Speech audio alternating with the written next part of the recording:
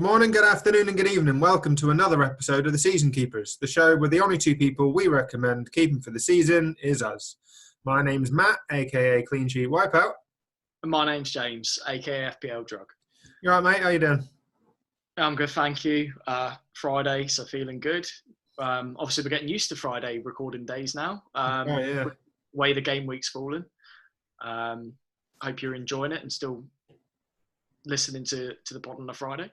Yeah, I was going to say, it makes a bit of a change, doesn't it? And we expect we'll probably try and get back to more of a standard schedule soon, but Fridays have just suited us because that's the way the game weeks are finished. And it's often a nice way to finish the week, isn't it? After a tough working week. Oh, it is, yeah. It's great to just shoot the shit with you. Discuss FPL. Not sure what I'm going to do with my team, but we'll come into that later. Oh, neither have I, mate. Neither have I. So we're obviously, we revealed on Twitter, we're expecting a guest to join us probably halfway through the pod, expecting FPLDronuk coming in from the Man On FPL Podcast. I've not actually heard back from him. I've sent him the link, so you never know, but hopefully in half an hour's time or so, you guys will get to hear him, and then we'll have a bit of a chat. But before we do, let's get straight into the game week, mate. Let's start off Crystal Palace 2, West Ham 3. A frustrating game for myself. Triple West Ham owner. I played Ogbonna and Kufal, leaving Dawson on the bench with a 9-pointer. Yeah, it was frustrating for me as well, mate. I couldn't find a way to play both Souček and Rafinha. Obviously, went Rafinha over Souček. Kind of worked out, but to see the likes of Bamford and stuff get fuck all in this, and then Souček comes out with a 15-pointer, sat plumb on my bench. Yeah, it was frustrating. But how Antonio didn't come out of this game with a hat trick is beyond me. He hit the post twice, missed a couple of sitters. He looked so frustrated with himself at the end, didn't he? Yeah, he really did. I mean, everyone was talking about how high his XG was, which is like obviously his amount of chances he creates, how likely he's going to score based on stats, and yeah, he's playing well. The only reason he's not in my team is because I've already got 3 West Ham players, so I'm going to have to fix that pretty sharpish to get him in, because at 6.3 there's not much else around for that price up front. No, I think Antonio, obviously it's always fitness dependent with Antonio, but I think he's very much a must-have at the moment. He looks like he's gaining fitness, he's gaining sharpness. Hopefully, in the next game or two, that those goals start to come. And obviously, we know what he's capable of. Last season, he scored 4 against Norwich. So, on his day, he can do that against most teams. Oh, yeah, he's an excellent player for both games. Sky, official FPL, just bring him in. Exactly. Whereas on the other hand, Zaha got himself another goal for Palace. I think it was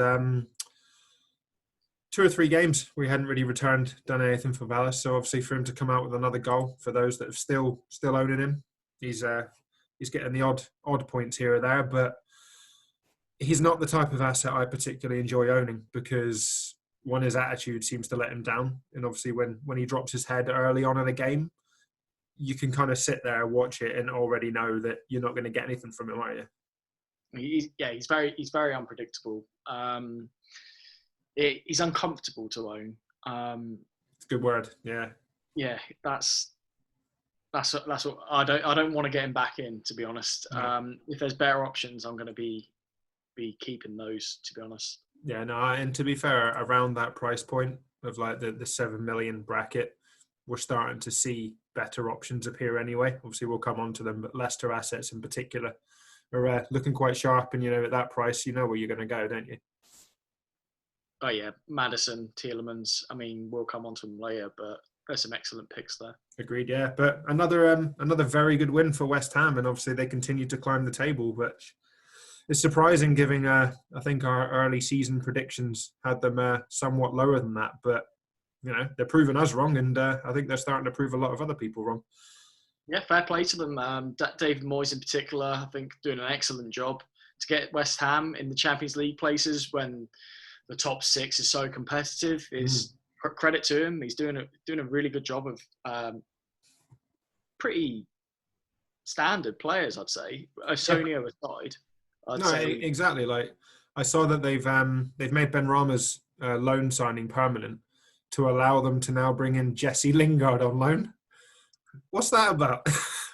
It's an interesting one. I saw like they were getting rid of a lot of their wingers, and now they're getting someone back in on loan. It's Yeah. a bit of a strange one, but I guess we'll see how that one goes. No, exactly. Yeah, I hadn't actually realised that you've got the ruling that allows you to only have 2 domestic loans. So obviously they had both Dawson and Ben Rama as domestic loans. So they had to make one of them permanent or release one before they could bring in Lingard.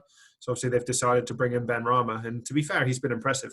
So I think West Ham fans are quite pleased to see him sign permanently, aren't they? Oh, they are a very tricky player. Liked him at Brentford, so made sense. Yeah, right. Let's jump on to Newcastle 1, Leeds 2. Wow. Obviously, I'm very disappointed with Bamford going off in the 59th minute. Hasn't happened often this season. He's played the 90 for most games. So I went left field with my captain pick because I didn't own Bruno Fernandes. So I didn't have that obvious captain choice. So I just fancied Bamford this week over, say, Salah at Spurs. And on another day, I think it could have paid off. I mean, there was a chance where Rafinha could have drilled it across the box and Bamford was there waiting for a tap-in. And I was screaming at the TV. To be honest, I think had he scored that, I doubt Bielsa would have took him off either. No, it was frustrating, even as a Rafinha owner, to see that chance go begging. Like I'd captained Bamford and Sky that night. And to see that go begging, I'd have loved Rafinha to score it, but I'd have preferred him to have got the assist for an obvious goal that Bamford could have scored, and I would have got more points that way anyway. So it was frustrating. I knew he was your captain, so I knew how angry you'd be. But it pissed me off a little bit. I launched a cable tie halfway across the room. At least it was only a cable tie. Yeah. I know, exactly. I'm not the sort of person that breaks a window or whatever. Oh, no. Didn't pick up your cat and throw him across. No, not yet. Yeah, like we said, Rafinha finally kind of came to pass and proved that he's actually quite a good player. Obviously, he picked up a goal, I think it was 4 weeks ago now, when I owned him, and then got a couple of assists a few weeks before that. So he's been slowly ticking along, but to see him get a goal and an assist in this game, it was particularly pleasing. Well, fair play to you. I mean, I was messaging you saying like, "Oh, he's just gone on the hype train," and then he scored. You were, yeah. I know. We're obviously chatting about the fact I benched Souček, and you were like, "Yeah, you've been caught by the hype train. You've been fucked that way." And then I think it was like 2 minutes later he scored. Yeah, I was like, "Well, that shut me up." Oh no, but I thought Newcastle weren't particularly great in the first half, but they seemed to come out in the second half with a bit more grit and determination. I'd agree with that, to be honest. The game was more even than I thought it was going to be, hence the Bamford captaincy. But I guess Bruce is under pressure and maybe they're wanting to play for him. Maybe. I mean, it's hard to say how the dressing room is, but obviously losing most games, it's not going to be great down there. But maybe they can take a bit of confidence from this performance. Yeah, it's a tricky one. I know Newcastle fans aren't happy, and I don't blame them. Like, there's stuff going on behind the scenes there that, with Ashley that no one's happy with. And I'm not sure that the tactics and stuff have been right this season with Bruce. But particularly, I think there was a video on social media of, I think it was St. Maximin was being interviewed by Newcastle TV. I'm pretty sure it was Dwight Gale comes past. And he's like, "Oh, the saviour's back." And like they're kind of taking the piss at the fact that Steve Bruce has mentioned that, Ryan Fraser and St. Maximin haven't been on the pitch together. And basically putting that down to the fact that their performances haven't been as great as they could have been, which seems to undermine a lot of other players, doesn't it? I think it does, but I think St. Maximin is a big player for them. Like, he's the only player that seems to make things happen on the pitch for them. Like, they're so much more interesting to watch when he's on the pitch. He just ignites everything. We used to say, like, he didn't really have an end product, but the back end of when he was playing before he got injured, he was playing well and he was scoring. He scored a great long shot, if I remember correctly. I'm not sure if it was against Man United, but I think it might have been, yeah. Yeah, great goal. So I feel like missing the likes of Wilson, Fraser, and Saint-Maximin is quite a big part for their team. Yeah, it'd be interesting to see how their form turns now that they're both presumably, back to fitness, and whether we start to see them both start in the same lineup. Because if they do, I think Callum Wilson, albeit he's a good asset anyway, I think he becomes a better asset potentially with those two providing, the assists at least for him. And that bit more pace. Fraser, right? There's a lot of chemistry between those two, obviously from the Bournemouth days. So exactly, it's hard to say. Yeah, so we might hopefully see a partnership develop, but for now, I'm not going near Newcastle assets. I know Wilson is almost 20% owned, but not for me.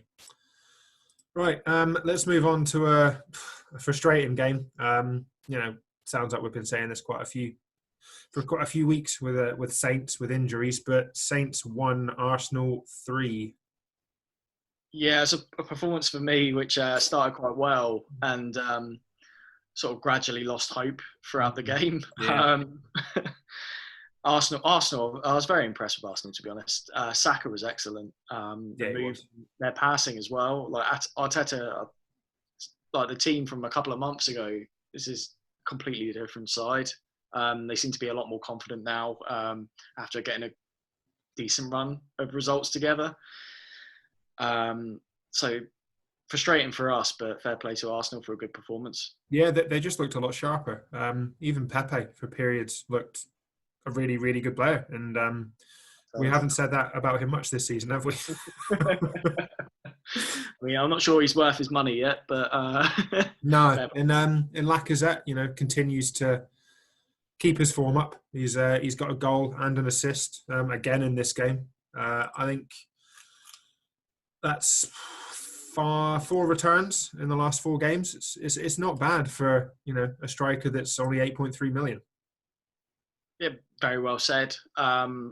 Again, we're talking about there's not many options around that price point, but I guess him alongside the likes of DCL are the ones that you're going to be looking at. What's Arsenal's run look like? It's not bad. You've obviously got Man United at home this weekend. Then they're away to Wolves, away to Villa, and then at home to Leeds. So, there's potential points in there.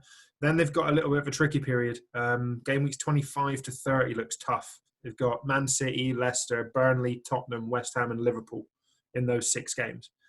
I think that could really be decisive on where they finish this season.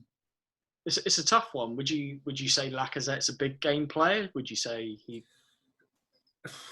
I wouldn't normally associate him as a big game player, but he is starting to get himself in the right positions, and obviously provide the odd assist and the odd goal. And this performance was without Aubameyang as well, which obviously we have to note.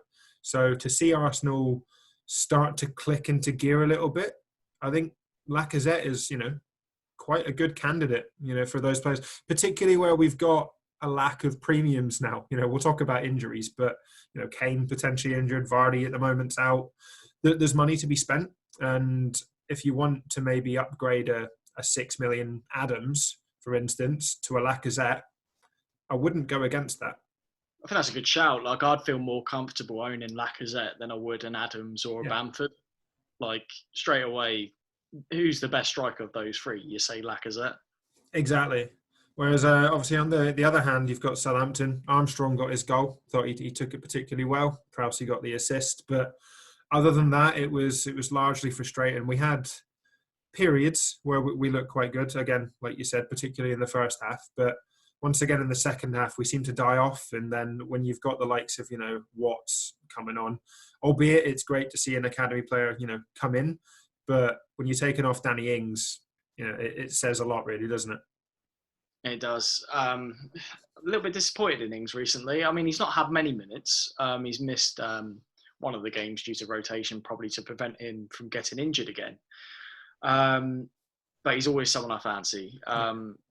And another one that we could even potentially look at around that price point, if you can stretch to 8.4 million, then I think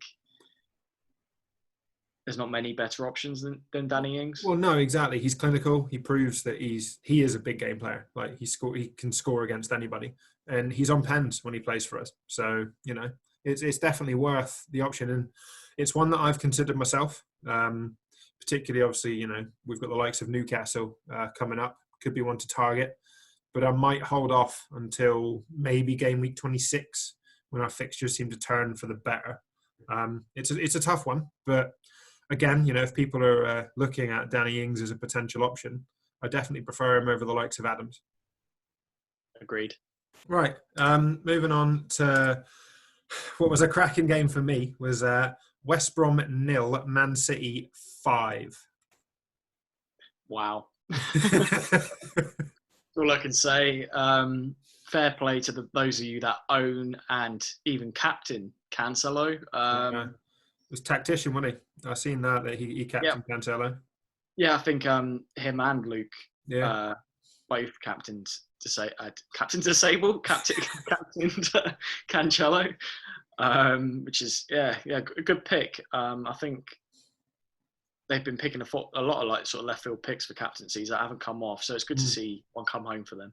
Yeah, and I was buzzing because obviously I took a -4 this week, and the two players that I brought in were Gundogan and Cancelo. So he smashed it. It immediately paid off. Yeah, I was buzzing. But the moment that I think kind of changed the game a little bit was Cancelo's goal. Obviously, I felt sorry for her, but Sian Macy, obviously the linesman, to be fair, I think she's been the best liner this season and probably the best that we've got in the Premier League. But she puts her flag up when it was obviously a close call and liners have been told not to. West Brom look at that and wrongly, because they should play to the whistle, but they do kind of take their foot off the gas a bit and step back. And Cancelo, just rightly, he's still got the ball at his feet, puts it in the back of the net anyway because they're still playing.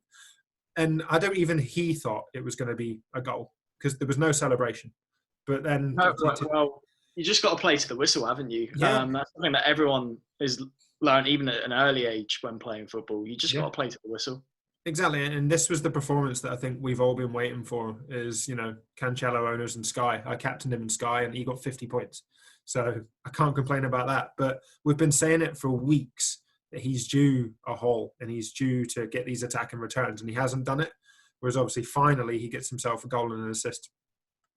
Yeah, and to captain him on the week that he does it, fair play, because he could have easily been rotated, subbed, whatever. So you deserve those points. Yeah, and then obviously the other player that we have to talk about is Gundogan. And I mean, he only played 51 minutes and he still got 14 points. Like, he had done his job, got his 2 goals, and then Pep was like, oh, right, that's it. You know what? Off you come, going to rest you. It was a huge call. I was so tempted to gamble on Phil Foden rather than Gundogan because, Phil Foden inevitably is a better player. I guess that's the wrong thing to say. Yeah, more attacking, exactly. You expect Foden to be more involved. But Gundogan's stats, just looking at them, obviously 7 goals now. They've all come in the last 8 games. So I couldn't turn that down. And I thought, right, he's found form. He's got his position. KDB's out and he seems to be stepping up to the role. I'm going to take the gamble. And yeah, it paid off. And I'm honestly tempted to captain him this week. I'm not surprised. It's a good fixture. I wouldn't put it past your captain him. We mentioned him last week. At that price, you can't really go wrong. And we stand by that advice. I don't have him, but I'm definitely thinking about him. Yeah. And obviously another week where Man City kept another clean sheet. And that back line just looks formidable. And I think I saw there was some quotes from Pep today in the press conference, just how they've kind of reverted back to the manner in which they played last season, and that he wasn't particularly impressed or happy with the way that they'd gone about things at the start of this season. He did blame a little bit on COVID and, a lack of preparation time and stuff. But Man City have turned the corner now. They look unplayable.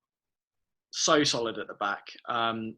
That's the one thing that went right with my game week. I brought in Stones for Zuma, and having 2 City defenders, Stones and Diaz for me, is essential now. I'd say that the price that you're paying as well, like 5 million for Stones, 5.7 or 8 for Diaz, it's well worth it. Absolutely.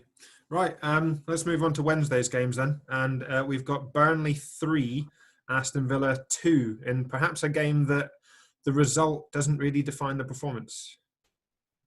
Agreed. Fantastic game. A real thriller, which I didn't really see coming. Burnley Villa. But fair play to them. I'd say Villa probably actually deserved more from this game. Yeah. However, Burnley did a job on them. They did well. A goal from a set piece, corner for Ben Mee, just uses strength. They've clearly got, I think they're quite a tight-knit team, Burnley. Obviously, similar 11 plays most weeks. Similar story for Villa, actually. Fair play to Ben Mee. Obviously, he was out for a while for an injury, and he's come back, and he's a threat from corners. And a cheap asset as well. One to think about. Obviously, you can get a clean sheet as a bonus, but don't know if there's any Burnley players you particularly like. Obviously, you've got Charlie Taylor when he's fit at 4.5, but the one that might be a nice differential is Westwood. I was really impressed with him. I thought he played really, really well. And obviously, the one that we consistently mention is Nick Pope.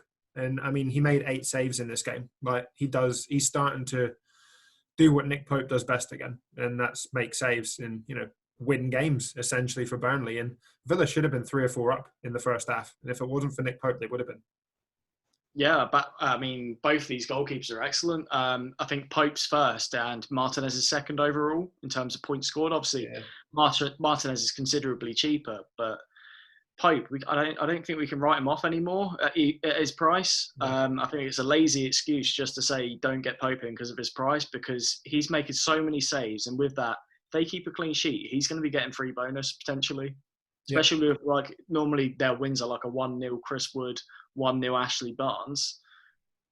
You don't get the attackers stealing the returns like you do with, say, City, Liverpool. So maybe Nick Pope is one to consider if you've got a bit of extra money with the likes of Kane. Upgrade your keeper. Why not? Yeah. I'm obviously looking ahead to Sky overhaul. I'm considering Pope as my goalkeeper for that very reason. I mean, if Burnley win a game and they keep a clean sheet, arguably Nick Pope often gets man of the match. So it's something to consider there. Whereas on Aston Villa's side, obviously Grealish and Watkins again was very impressive. Grealish was exceptional in this game. They lost the game and he still got man of the match. That says a lot about his performance. I think they've both kind of hit and maintained form. Grealish once again didn't get booked, so I think he's got one more game to survive before they've played 19 games. So if he gets through that, then we don't have to worry about the 5th yellow card. And it's frustrating because that's the reason I've not brought him in, is because I've been worried about that. And time again, he's kind of, holding back a little bit. And there was a moment in the corner, I think it was towards the end when obviously they were trying to get back to equalise. Burnley were holding it by the corner flag, and Grealish, I'm pretty sure he pushed the lad over. And I was very surprised he didn't get booked. The ref had a word, but didn't give him anything. And I thought, he was lucky there. I was relieved, to be honest, as a Grealish owner. You make an interesting point with the yellows, because that's the reason I didn't bring in Matt Target for the double. Okay. He was on 4 bookings, and I think he still is. And that put me off, because if he gets a booking in the first game, he misses the second game. But since then, he's actually got a couple of assists. Yeah, it's just one of those things. Yeah, I know. He's got 2 assists. He's got 20 points in the last 3 games. I mean, that says it all. What a great, an average of over 6 points a game. You can't go wrong with that, especially at his price. I think he's like 4.7 maybe. Target. Yeah, he's sitting at 4.7 million. Yeah, great asset to own. Yeah, exactly. Right. Let's move on then to. I don't really want to particularly talk about these next 2 games, but the first one was Chelsea 0, Wolves 0, and obviously big talking point since our last pod. Frank Lampard was sacked, and Thomas Tuchel was brought in. I'm not even sure how to say. I've been saying Tuchel in my head. But I've been listening to so many different football, like the Guardian, Football Weekly, and they've all got a slightly different pronunciation. So I'm going to say Tuchel. We'll call him Thomas. Yeah. So Thomas, he obviously he picked Rudiger. I don't know if he's going to side with him just through German experience. He's maybe seen him play more than Zuma. Exactly. However, maybe he'll fancy Zuma. But yeah, not much to talk about in this game. I don't think I have too much to add other than the appointment of Thomas. No, it was just the idea that obviously he picked a strange lineup. There was Werner was obviously benched. Mount was benched. He has come out since and said, look, he was given one training session.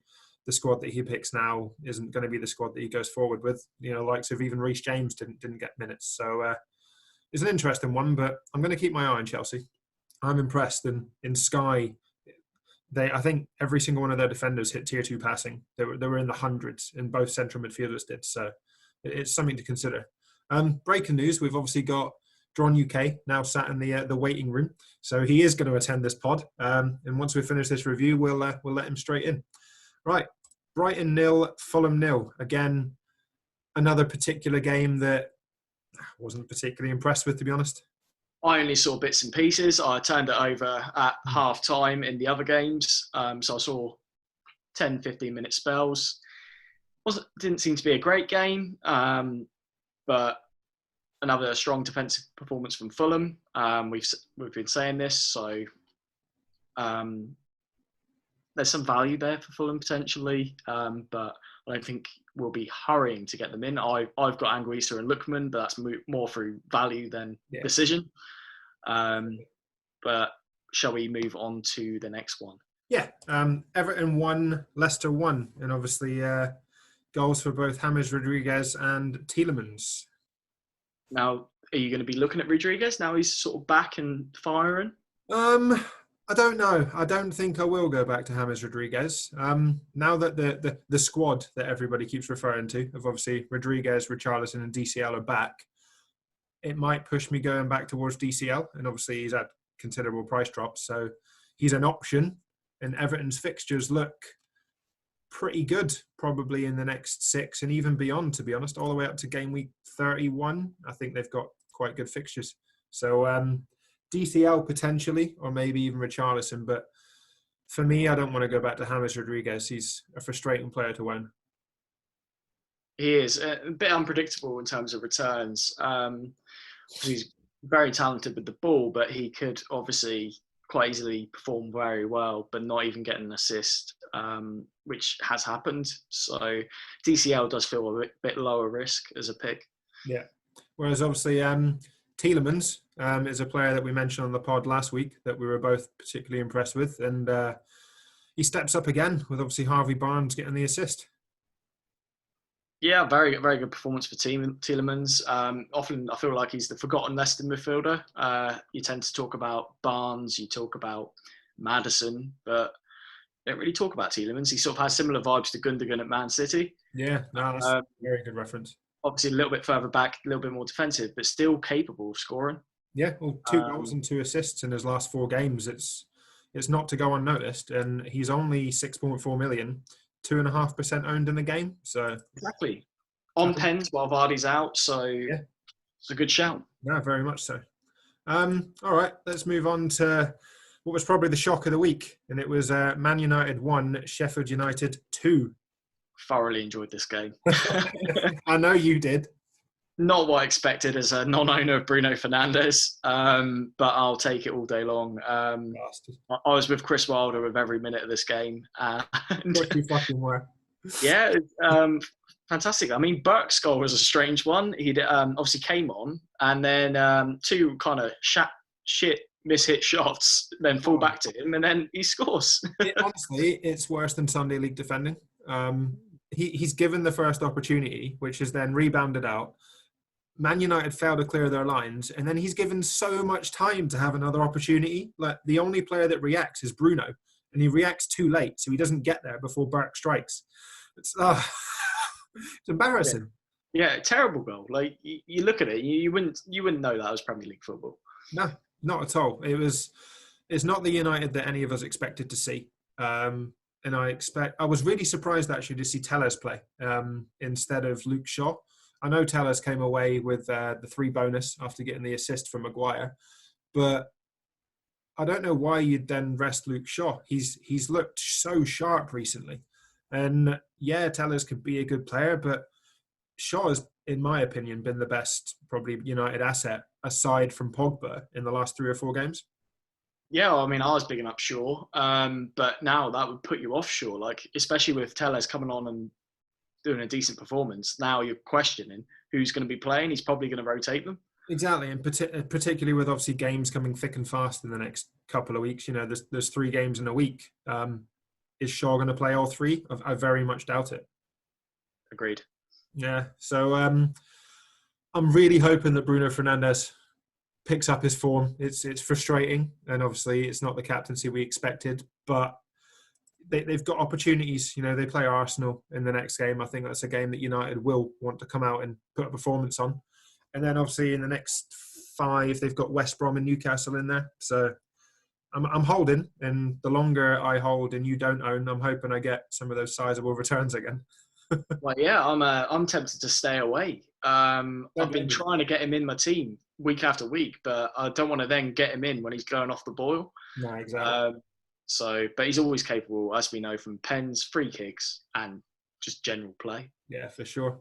All right, well, let's move on to the final game of the week, and that was Spurs 1, Liverpool 3. Now, I said to Matt before this game that I fancied Spurs, and in fairness, they had a goal, perfectly good goal in my opinion, balled out offside. Son goal, Kane assist by a heel, the back of a heel maybe, an inch, if that. Still offside. Fuming. Absolute bullshit. But yeah, there we go. These are the times we live in. And yeah, Liverpool, credit to them, overall deserved the 3 points. They played well. They surprised me. Very strong performance from them when I didn't expect it, especially from Trent. Yeah, I was going to say, is it the return of Trent Alexander-Arnold? Obviously got a goal and an assist, got 3 bonus points, looked good, whereas previous performances he's been sloppy. Yeah, very sloppy. He's obviously disappointed this season. However, 1 game week isn't enough for me to even think about bringing him in, especially at his price. So I'd want to be seeing a bit more consistency with that.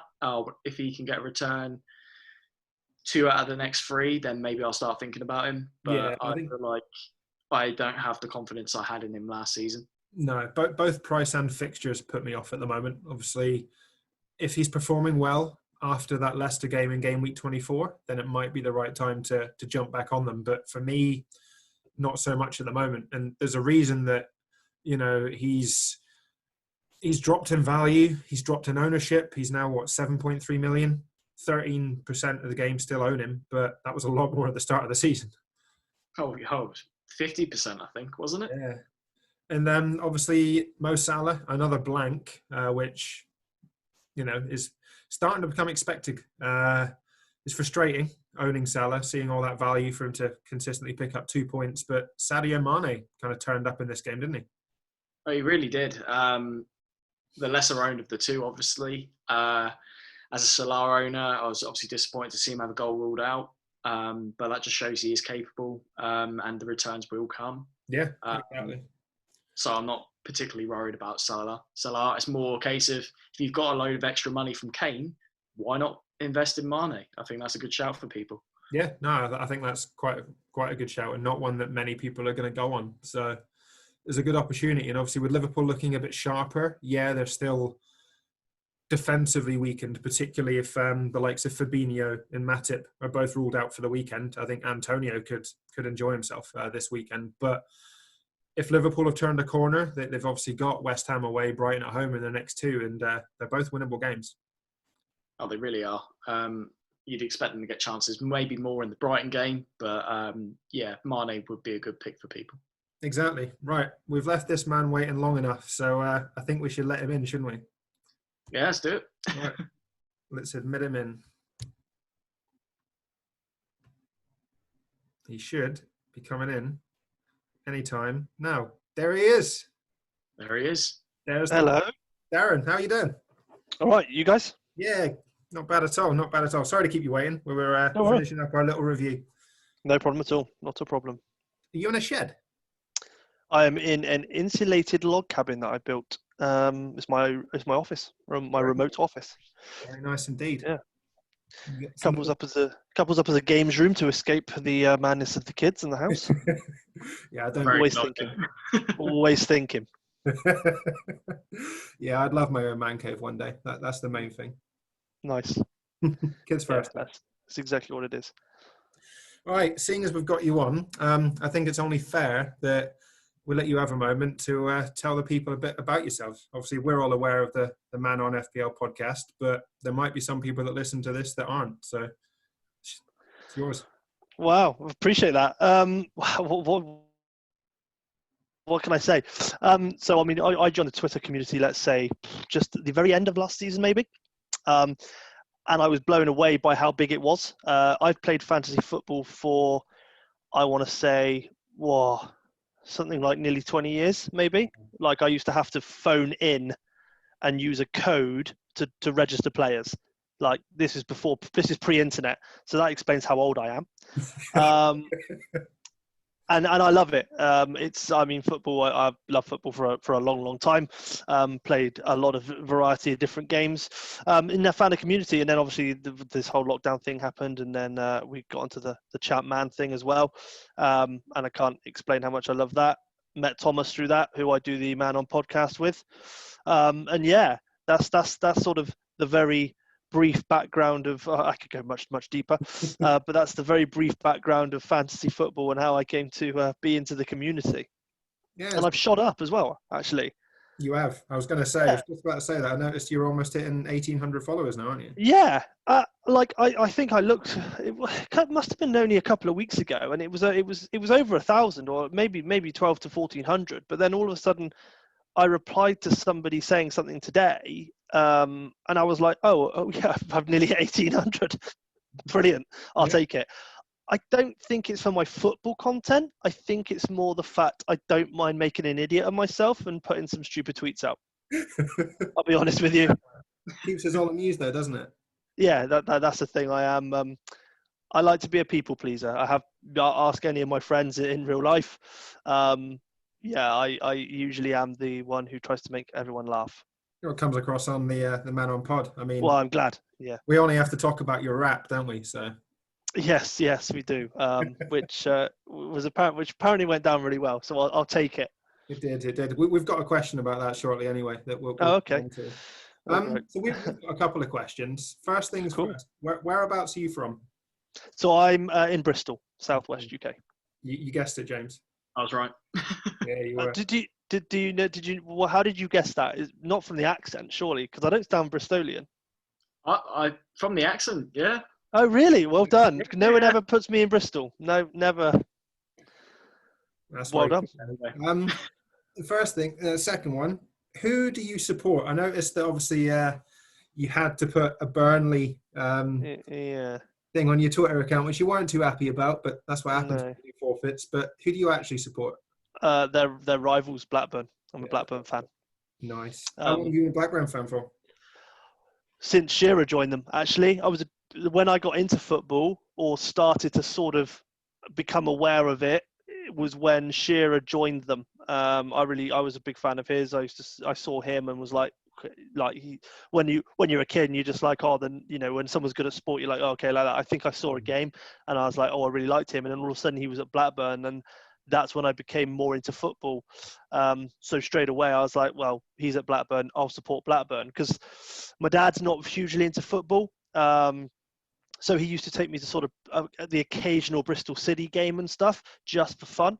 But really, Blackburn was where I started really supporting football. And coincidentally, it's the year they won the league.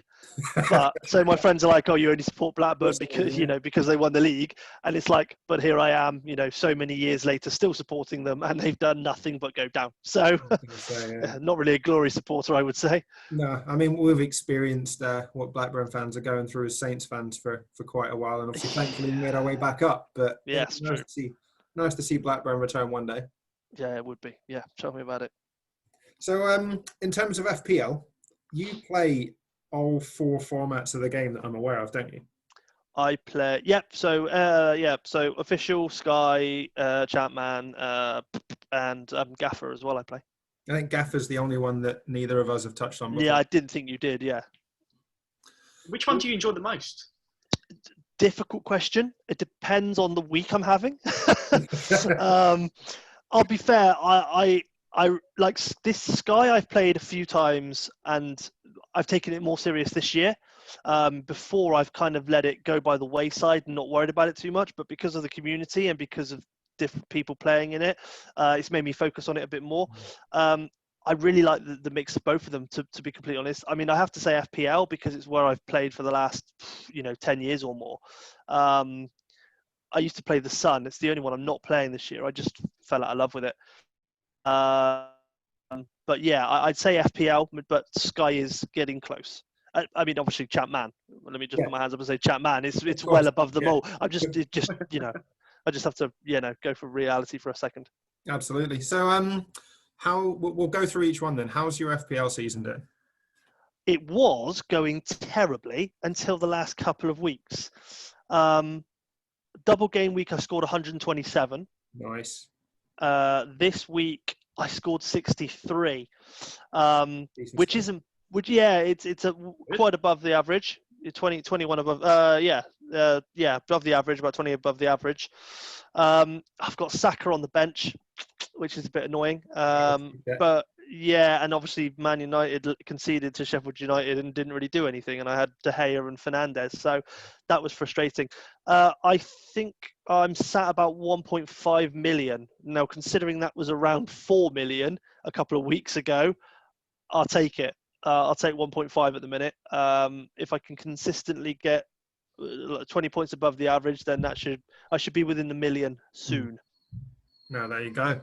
To be fair, if you think of it, 8 weeks ago, I was 1.2 million, and I'm now 135k. Oof, nice. So dizzy heights.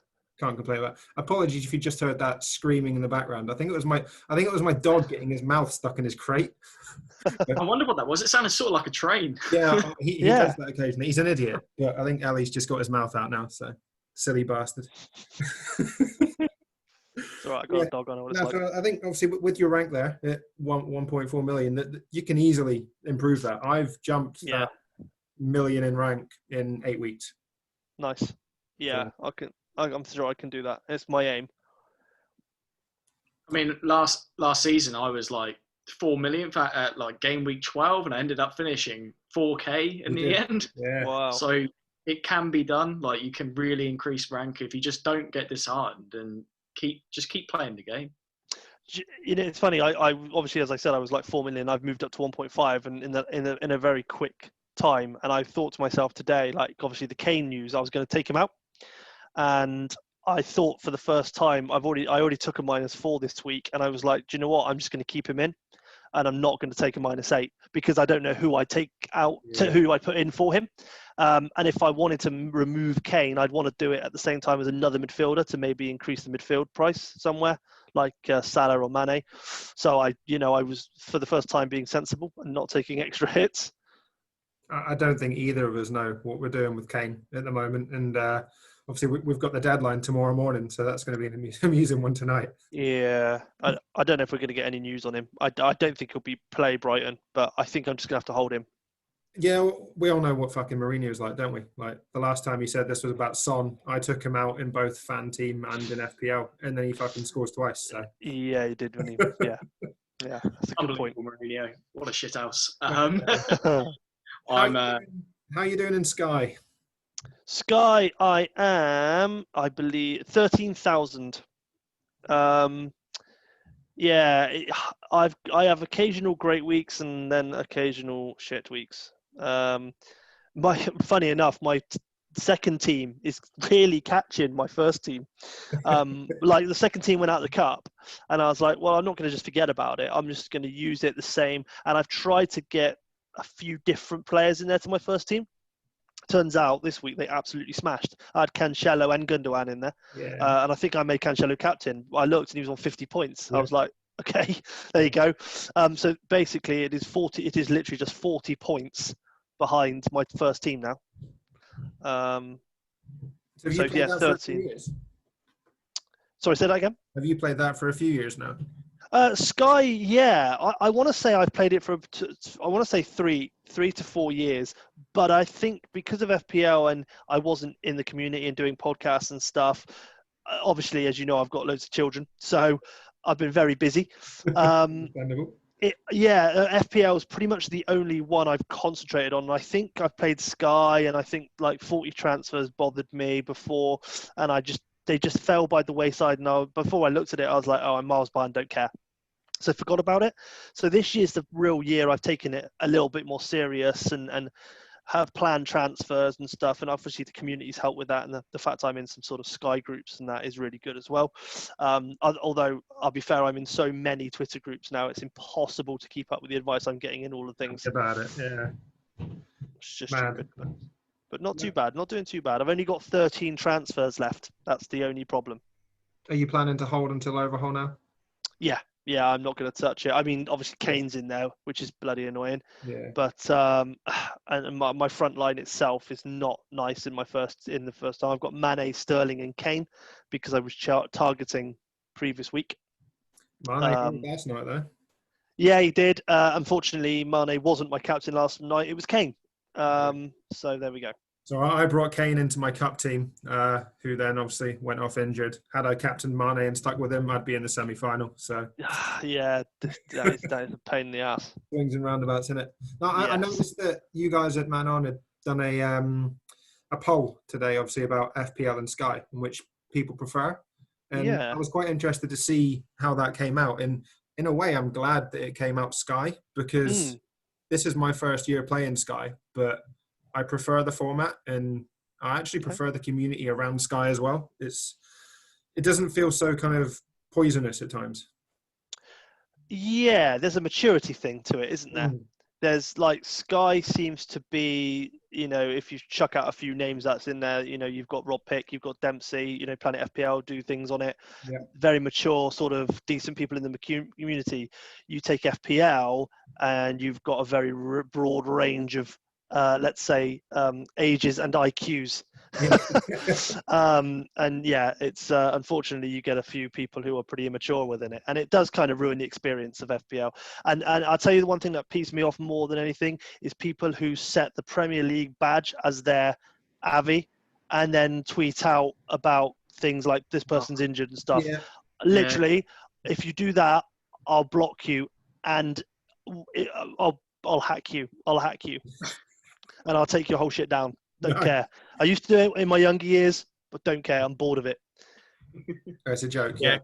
I hate that. Like KDB injured, KDB sent off. No. Yeah, so annoying. And then you get a load of people in the comments going, "Oh yeah, good one. You really got me." And I'm just like, "No, you really fucked me off. I'm not gonna lie." Yourself. Yeah. You really annoyed me. You didn't get me. You pissed me off. Yeah. But so, yeah, we don't get that with Sky. Probably because the Sky actual comms and media from Sky on the Twitter is actually terrible. It's shit. They don't know what they're talking about half the time. Exactly. So even if they did send out a tweet saying, Fernandinho's got sent off or something, you'd be like, well, has he? Because you don't ever tweet out. So exactly. And obviously we can't have you on without talking about Chapman. Okay. Well, I don't want to talk about Chapman. Neither do I after this. Do you know what? Do you remember when I think I spoke to you yesterday and I put a message and I said, I've probably jinxed my Chapman tonight. You did, yeah. I jinxed my Chapman. Completely jinxed it. I mean, even Alex was having a joke about that, saying it's ironic that you're slutting yourself out to us, and then that week you fuck yourself up FPL. There's the puppy going around in the background. Beautiful puppy. Screen, absolutely beautiful puppy. Thank you very much. Mine's not that small anymore, unfortunately. I scored 34 points, which I think is my lowest ever score. I thought mine was 46. Yeah. Was there a minus involved in that? I mean, you're talking to me, so there probably was.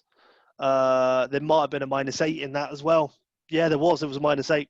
So that's why it's so low. Awful, honestly. Obviously, I take the sim data, and I just thought, why I thought taking Viduka out for Henry was a good idea, I'll never know. That was questionable, mate. It was, wasn't it? Sim data didn't say. The thing is, with the sim data, it didn't say Viduka was that great. It said Leeds do well, but he wasn't consistently scoring loads and loads and loads. Whereas with Arsenal, it was like, yeah, they do brilliantly, and it's Henry, Perez, Henry, Tikhonov, Henry, and he was really consistent with the sim data. So I was like, I trust Henry maybe more than Viduka, because I don't think form matters in Champman really. So I did it, and I just took Viduka out for Henry and went for the punt, and yeah, it didn't work out. I mean, Arsenal did do brilliantly, but Perez did brilliantly. Yeah, I think that's an interesting point you make about the sim data. I saw that obviously Luke Disable was chatting about it. And as much as I love the obviously the CM fantasy data there, I think some people are genuinely taking the names a little bit too much for granted, because obviously this is running off of his sim. Of course. Obviously our sim, for instance, last season, Veron was shit. And that never happens. Like, he was predicted to be the god of Champman, and he did fuck all. Whereas Henry seems to go missing in this sim. Massively. I mean, the thing is, Viduka was missing for the first, let's say, 10 weeks of this game, or 9 weeks, and then last week he smashed it, and I had him. And that's the kind of thing, isn't it? It's the sim data's there for your, it's research at the end of the day. You can take it or you can leave it, and I decided this time to take it. I thought it was pretty conclusive. But yeah, it didn't pay off. I don't base all my transfers around sim data usually. But I did this week. Who else did I get in? Muzzy Is It as another one. Same. And I got Muzzy Is It in, not from sim data, but because he's been doing really well, and Leicester had a great fixture. Yeah. So there you go. There's an example of one that wasn't sim data. It was from our sim, and it still didn't go right. So yeah, I talked myself. Yeah, it was an absolutely abysmal game week. So I've got you two to thank them for breaking him. Yeah. I've been enjoying the concerns. Yeah, right. So I don't even know my moves this week. I wait for the scout leak, and I think Henry. I think you've had your time now. You've done my head in too much. Just like last year, you did it last year to me. Don't know why I put more faith in you again. All right, well, we've got one question that we want to ask you before obviously we let you go, and obviously it's come in from your co-host FPL Thomas. Nice. I think it's on the back of how famous you are now that you're, Yeah, right. The question is, Darren thinks he's a rapper now. Between you all, pick a rapper's 5-a-side team, listing their position and the reason why you want them there. But you can't pick yourself, Darren. A rapper's 5-a-side team, so I've got to put 5 rappers in. Yeah. We picked ours, but we're putting you on the spot. That means I got to think of 5 rappers. That's all right. Okay, I'm cutting Vanilla Ice in goal. Nice. Because he's got really fat, I think, in his old age, so he can fill the net. No other reason. There can't be any other reason. And he wears a backwards cap, and goalies sometimes wear caps. There you go. My goodness me, another rapper. I'm going Eminem up top, because he's my favourite. Yeah. Of them all. Plus he's pretty skinny. I'm sure he's quite quick on his feet. We'll ignore age. I want to in midfield. I'm going to go for Ice Cube and 50 Cent. No explanation needed, apart from they're probably pretty hard. Yeah, they're big built blokes. Yeah. So I kind of got 2 midfield generals there, haven't I? Okay. And a bit of diversity as well. There you go. Got to keep diversity. And I need one more. Oh goodness me, this is difficult. Oh, I'll tell you what. We'll go in defence with our captain, Dr. Dre, because let's be honest. Every other rapper looks up to Dr. Dre, so natural leader. That's why I'm putting the armband on him as well. See, I think you're showing your age a little bit with these picks, because me and James have definitely, me particularly, I've definitely gone slightly younger, and I don't even like rap. But let James go. I mean, I struggled, and let's be fair, I've picked some pretty well-known old rappers. Yeah, Matt's gone for the modern picks, but go on, James. I probably know. I think I know enough for a 5-a-side. So 50 Cent in goal, because he likes getting shot. Nice. he could take plenty of shots and still keep a clean sheet. So 2-pack at centre back, and Eminem and Jay-Z running the midfield. Nice. The partnership between those two, with Stormzy just the lone target man heading them in. Oh, I didn't think of Stormzy, obviously, and I really like him as well. Nice. Him and Eminem. I've gone slightly different. I struggled like you to pick 5 rappers, to be honest, and I don't know one of these is a rapper, but I've gone Jay-Z in goal just so he doesn't have to do much running. I've got Post Malone, that's the questionable one, and Stormzy at the back because they're massive and I don't think anybody's getting past them. I've gone Eminem as the playmaker. You know, he can basically produce anything. And then AJ Tracy because he's young and could probably run quite quickly. So that's the only reason I've gone for him. Yeah. I knew every single rapper that you lot said apart from AJ Tracy. Don't know AJ Tracy. Something about being live and direct, and that just put me towards, you know, him being a forward. So I was going to say, don't know him. But, yeah, I knew the rest. Exactly. Right. Well, we'll let you go and obviously get back to your kids, and then we can finish up before Zoom kicks us off of this. This 40 minute. Yeah, you should ask. I've got a pro license. Next time, just let me know. There you go. Next time. Well, if we do that dual pod between ourselves and Man On, you know, we'll definitely have you make the account. Yes, that would be great. And yeah, that should definitely happen. Perfect. All right, guys. Well, appreciate it. Thank you very much. Thank you. Right. I'll chat to you soon, mate. See you later. Bye.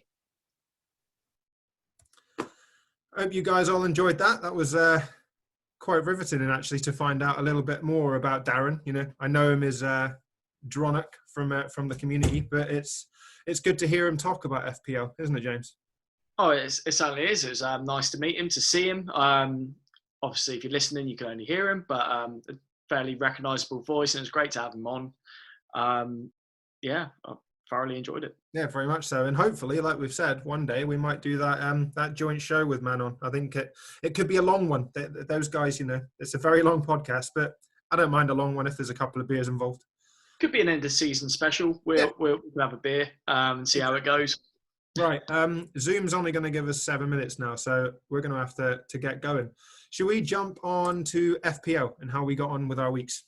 Yes, let's quickly whistle-stop tour through our teams. So 33 points for me, just under the average, actually, mainly thanks to Patrick Bamford.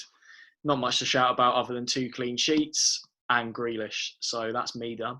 Yeah, and I got myself 68 points this week. Again, above the average. Quite pleased with that. Shot up to 137k, mainly down to, obviously, we've spoken about it, but Cancelo and Gundogan. And having Souček on the bench was a bit of a pain in the arse, to be honest. But it is what it is. Like we've said, I don't think either of us particularly know what we're going to do with Kane. So it's going to be a late night deciding what I want to do and whether I actually want to get rid of Kane or not. Yeah, same for me. I've got Vardy and Kane out to consider who to bring in. I'm not sure. There's a whole plethora of options that I'm considering in my head. But yeah, that's what we love the game for, isn't it? Exactly. Right, let's jump on to Sky. And in all honesty, a little bit of a sore subject for me this week, but I'll let you go first.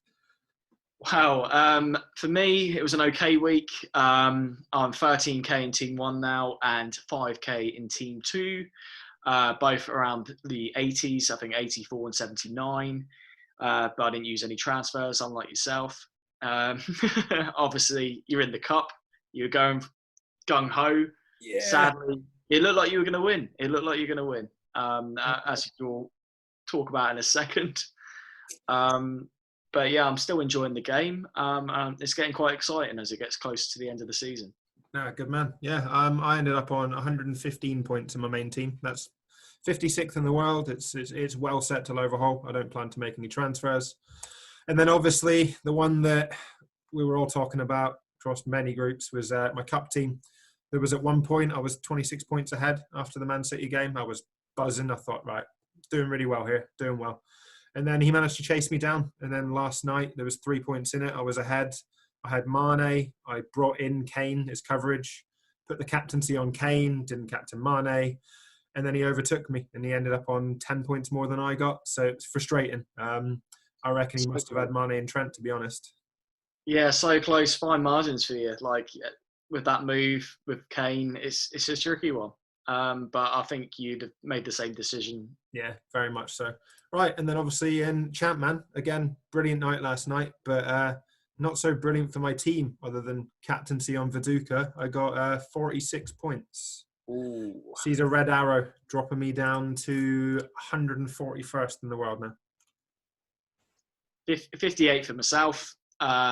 Big 6th green arrow in a row. I'm now 397th, so slow progress. But yeah, 6 consecutive game weeks with green arrows. Rebrov, captained him. Rebrov didn't pay off. Very frustrating. Felt Andy Martin's pain. I felt for you, man. But yeah, he's going straight to Shearer this week for the good fixture that